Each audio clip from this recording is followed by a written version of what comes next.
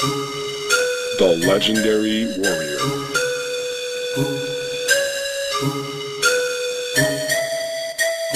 Once, a long time ago, when Arthur the King governed England, there was a small village named Dubsai in the east of Switzerland.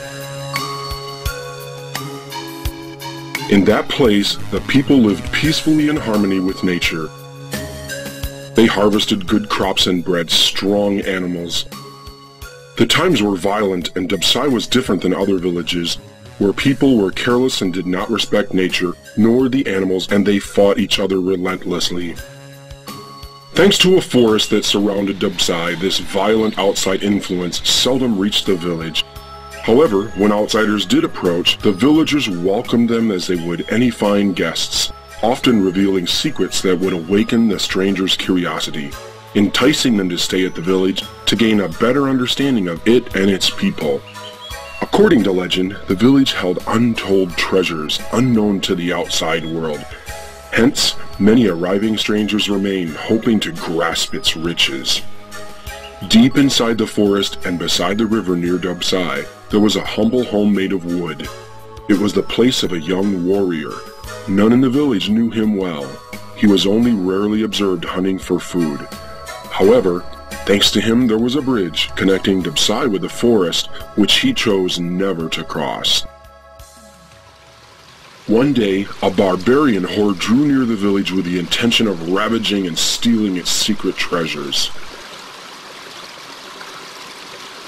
When the barbarians endeavored to cross the bridge, the young warrior approached and warned them to retreat from the forest. The barbarians jeered him and proceeded to attack, but to no avail. Without warning, a great bolt of lightning seared the skies, terrifying the villagers and startling birds flapping on the river, forcing the barbarians to retreat as if they'd seen a demon. Then, as quickly as he appeared, he vanished into the forest, giving the villagers no time to offer thanks. The wise man, Saith, knowing of his hut, ventured out to see him. He found the young warrior cutting logs. The warrior wasn't tall but certainly strong, with an expression that was rigid and wrought with strength. When the wise man approached, the young man demanded of him, "What are you doing here? There is nothing to see." The old man, pleased at his strength, replied, "Of course. I only came to thank you for saving the village and to ask of you a favor."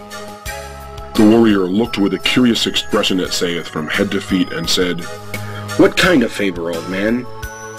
The wise man, sitting down at the bottom of an ancient tree, took out a small cube made of wood and said, "There is a great treasure in the Cave of Dane. It is guarded by a fierce red dragon. It is said that the one who defeats the dragon and recovers the treasure would have whatever is desired." Hearing this, the young man came near and said, "Is it true? Whatever one wants?" The wise man answered, "It is as true as the sun rises every morning." The young man thought for a short time. Minutes later, he shook the hand of the old man and asked him anxiously, "When and what direction do I go?" The old man, pleased with his response, spoke. "Go at once. Journey to the north and take this cube. It holds the secret of Dubsai's harmony. However, heed this advice. Only he who unveils his inner self and recognizes his limitations will understand the great dragon." The young man, not fully comprehending the wise man's words, gathered up the cube and his weapons to embark on his journey. The warrior traveled for many days and nights, eventually arriving at the Cave of Dane, but not before saving a knight's life at the hand of fierce adversaries, or learning fear for the first time at the Lake of Spirits. He approached the cave, sensing the dragon's breathing. Taking only his bow and arrows, he left the cube at the entrance. Upon entering, he lighted one of his arrows, using it as a torch. As he stepped deeper into the cave, the fire faded and soon he could see no further than his nose. The dragon's breathing could be heard throughout the cave, and he was unable to think clearly. He felt desperate, frustrated, and afraid of what might happen. Upon quickly retreating to the outside of the cave, he sat down and began to cry. Noticing the cube, he took it in his hands and began praying, asking for light and strength to complete his journey. A small light appeared from inside the cube. The light grew quickly until it flooded the young warrior with its glow, with one of its faces revealing a heart, and another face revealing a runic inscription. Gently touching the heart, a spiral form appeared, growing clockwise from the center and glowing brightly. Diffused images began to appear in his mind. He recalled his family whom were killed at the hands of a barbarian horde when he was only a child. He remembered the suffering as if it were happening again, and the fury and the vengeance returned. He had promised himself to stay away from people and to even forget his own name. Everyone had known him as a hermit, and this had pleased him. As he turned the cube to see the inscription, a name flashed in his head. Seiki. Seiki. He had at long last remembered his name, and how he had turned the anger to fear and suffering, thus losing his identity. The real Seiki was a kind person that enjoyed helping people, who was free from material and emotional attachments. His conscience urged him to be calm, but he ignored it. He now understood that it was futile to generate hate and vengeance. Without warning, he became aware of the dragon stirring. Seiki rose slowly, and brightened by the light of the cube, the animal was revealed. It was as big as the entrance of the cave, and suddenly flapping his wings, blew the warrior several feet away. Seiki looked at the dragon. It was huge, and Seiki sensed evil emitting from it. The dragon smelled him. Seiki wanted to flee, but his legs were paralyzed. He grasped the cube, evoking the words of the wise man. The one who acknowledges his true inner self and recognizes his limitations will understand the great dragon. At once, the warrior could move his legs and regain control of his fear and emotions. He courageously walked toward the dragon. He noticed the dragon changing color and growing smaller. Seiki began to understand that the dragon was not evil. It only reflected the emotions of the people who challenged him.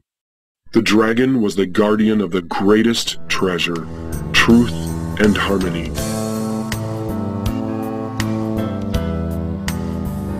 Seiki spoke. Dragon, guardian of the treasure, I realize now that I've been stubborn, ignorant, and arrogant, but when I came to seek your riches, I have found only my inner self. Now I ask of you, where is the treasure?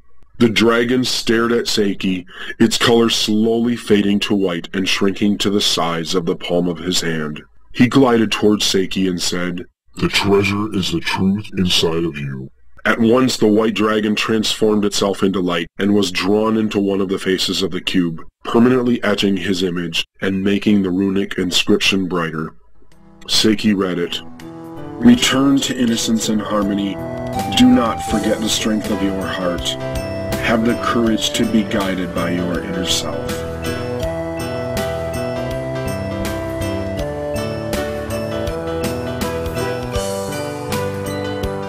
Weeks later, Seiki returned to Dubsai, possessing a kind of gentleness and a great harmony. He searched for Saith, the wise man, to return the cube, but the old man would not accept it. Saith explained that the true favor was to share the runic message on the cube to the rest of the world. The journey to the cave was necessary to discover the truth, but forevermore he must follow his conscience as he travels around the world. Seiki knew in his heart that this was his mission, and agreed to begin his new journey soon thereafter. The legend has it that Seiki traveled the world visiting civilized towns and other towns that claimed to be civilized. He met persons consumed with fear and confusion. They seemed to embrace the grief of the world and had no respect for life because they felt empty. Their pride and ignorance prevented them from following their inner guide.